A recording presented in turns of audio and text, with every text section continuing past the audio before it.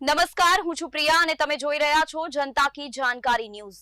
નજર કરીએ આજના સમાચારો। ગુજરાત પ્રદેશ કોંગ્રેસ સમિતિની સૂચના અનુસાર અબડાસા તાલુકા કોંગ્રેસ સમિતિ દ્વારા હાલે થયેલ કમોસમી વરસાદના કારણે ખેડૂતોને થયેલ નુકસાનીનો સર્વે કરી સહાય પેકેજ જાહેર કરવા તથા ખેડૂતોના અન્ય પ્રશ્નોના નિરાકરણ લાવવા બાબતે મામલતદારશ્રી અબડાસાને આવેદન આપવામાં આવેલ, જેમાં તાલુકા કોંગ્રેસ સમિતિના પ્રમુખ અનવર મંધરા, માજી ધારાસભ્ય ઇબ્રાહીમ મંધરા, તાલુકા પંચાયત વિપક્ષી નેતા દાદાભાઈ જત, સેવા દળના ફકીર મામદ નોતિયાર, તાલુકા કોંગ્રેસ સમિતિના માલશીભાઈ મહેશ્વરી, મંજી મહેશ્વરી, રમજાન નોડે, પ્રેમચંદે, રઘુવીરસિંહ જાડેજા, રમજાન કેર, આદમભાઈ લોધરા, સલીમ ચૌહાણ, રામ ગઢવી, મોહન ગઢવી, ધર્મેન્દ્રસિંહ જાડેજા, નારૂભા જાડેજા, મુરજીભાઈ મહેશ્વરી, લગધીરસિંહ જાડેજા, નૂરમામદ કેર, ઓસ્માન નોતિયાર,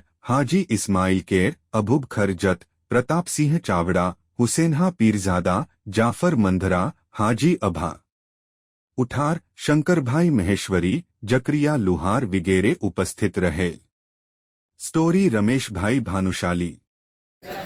છેલ્લા અઠવાડિયાથી ગુજરાત રાજ્યની અંદર કમોસમી વરસાદ પડી રહ્યો છે।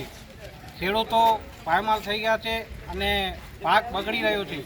તો આજ રોજ અબડાસા તાલુકા કોંગ્રેસ સમિતિ દ્વારા જે મામલતદાર સાહેબને આવેદનપત્ર આપવામાં આવ્યો છે, એમાં અમે સરકારશ્રીને અમારી માંગણી છે કે ખેડૂતોના લેણા માફ કરે અને તાત્કાલિક સર્વે ગામડાઓની અંદર કરી અને ખેડૂતોને ન્યાય અપાવે।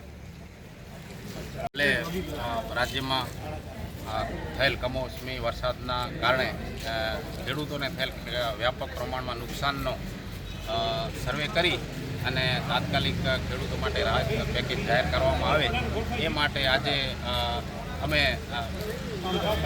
પ્રદેશ કોંગ્રેસ સમિતિની સૂચના અનુસાર તાલુકા કોંગ્રેસ સમિતિ વતીથી મામલતદાર સાહેબને અમે આવેદનપત્ર આપેલ છે અને રાજ્ય સરકારને રજૂઆત કરવા માટે અનુરોધ કરેલ છે કે તાત્કાલિક ખેડૂતોને મદદ કરવામાં આવે।